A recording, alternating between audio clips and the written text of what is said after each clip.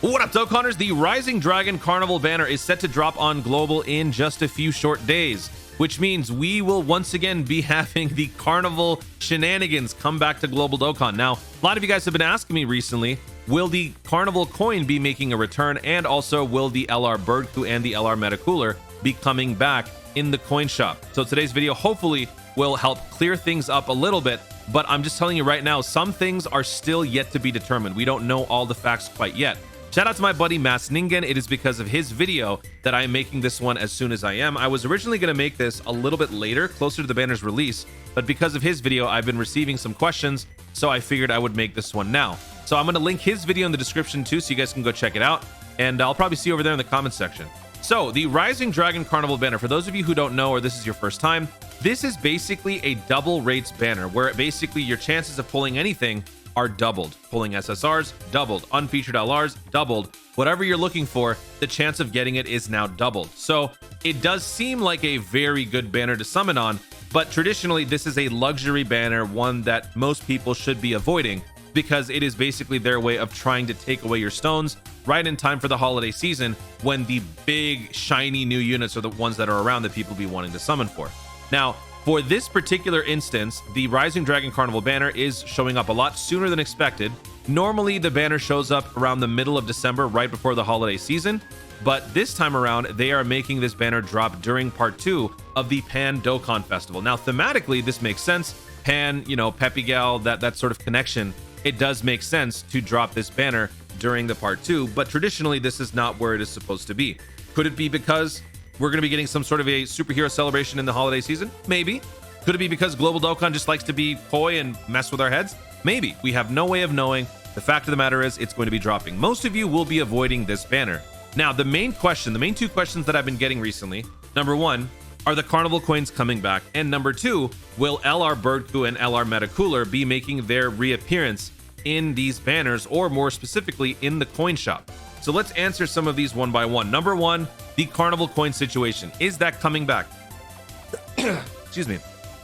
Is the Carnival coin coming back? The answer is yes. If you guys recall, during the Dokkan Festival Legendary Summon Carnival announcement, this groundbreaking, shocking announcement back during the Worldwide Download celebration, they actually confirmed that very notion. Yes, Carnival coins will henceforth be available on all Carnival banners. Not just Legendary Summon Carnivals, mind you, but Rising Dragon and Divine Dragon banners. This announcement was made down here. If you scroll further down past the details, one of the many curses us Dragon Ball fans have, our inability to read. This was something that I even forgot about. I had to go back and find it myself.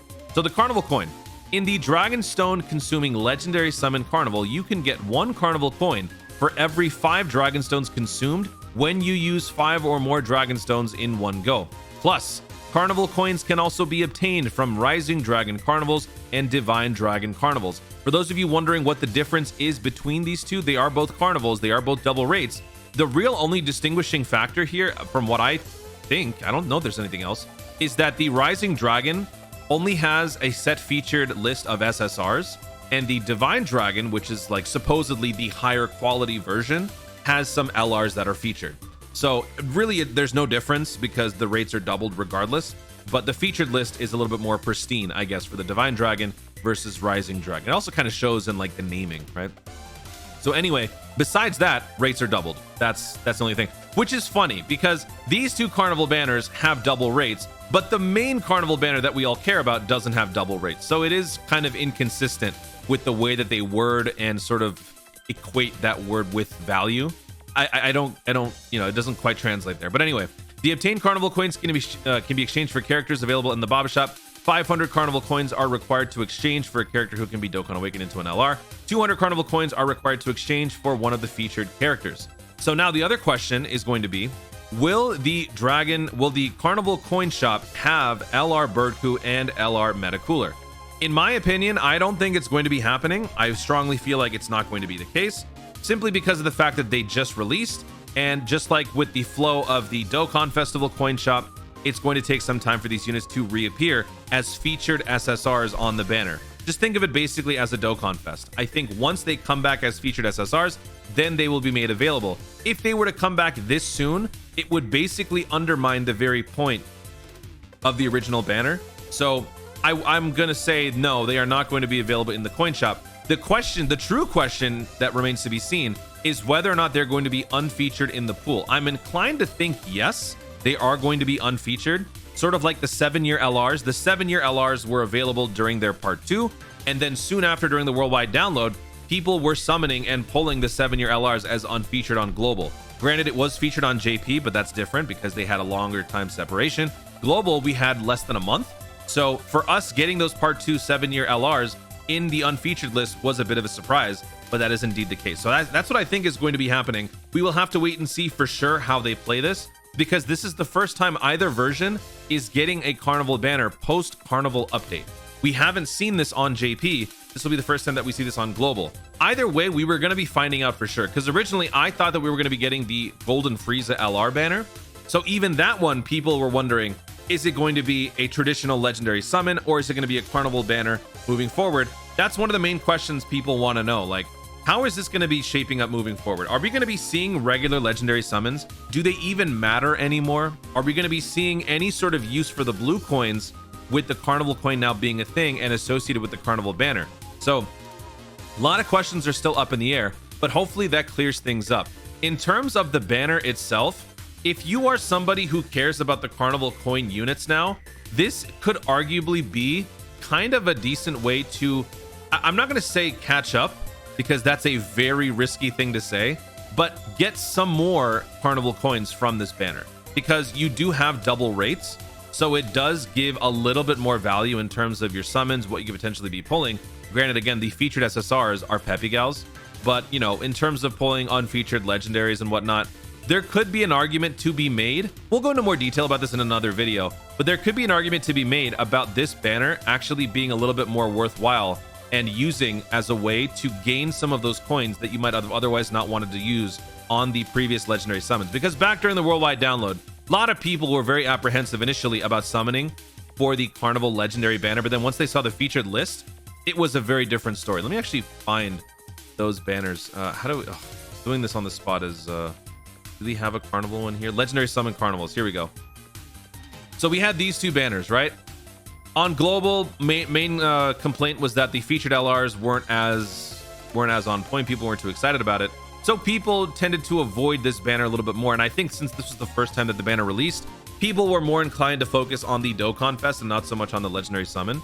So if that's the case, what's a good way to catch up on some of the coins that you might have potentially earned during this banner? Summoning on another banner that provides the same coin but with double rates. So I'm not encouraging you guys to summon. I'm just saying that if you are somebody who is trying to have enough of these coins, this might be the approach to take. And one could argue this could actually potentially be a better banner to summon on than even the Dokkan Festival Pan. The Dokkan Festival Pan is a good banner in terms of the, you know, the Dokkan Fest, the value and all that, the discounts, but Pan is not necessarily the most necessary unit for global players, and especially coming off of this major back-to-back celebration situation, there could be a lot of fatigue. Whereas here, yeah, still summoning is generally ill-advised, but if you are going to, you are going to be getting these precious teal coins in return, which could potentially be of use when these units make their return in the coin shop. So just wanted to provide some thoughts, my own opinions on the whole situation. And yeah, this is going to be a very interesting time for global players and Dokkan in general, because we will learn just how much people decide to actually spend and indulge on this banner. Chilai is decent, Fasha is decent, but generally these guys are not required. They're not needed. But the coins, I think, are going to probably push the sales a little bit more than the units, but we'll have to wait and see. Guys, thank you so much for watching. If you enjoyed the video, be sure to leave a like down below. Let me know in the comments your own thoughts on the fate of the teal coin. Are you looking forward to these coins coming back in the Rising Dragon Carnival banner? Are you going to be summoning for it? And be honest, are you doing it primarily for the coins, or are you going to be doing it primarily for the units that are featured on the banners? Let me know in the comments down below. And also, let me know your prediction for when we could see Birdcoo and or Metacooler make their official return as featured SSRs on another banner down the road. Do you think it's going to be Christmas? Do you think it's going to be New Year's? What do you guys think? Also, be sure to subscribe for more Dokkan content of the future and click the notification bell so that you'll let YouTube know you want to see more of my stuff. Do it. Thanks again. Stay tuned, and I'll to Dokkan responsibly.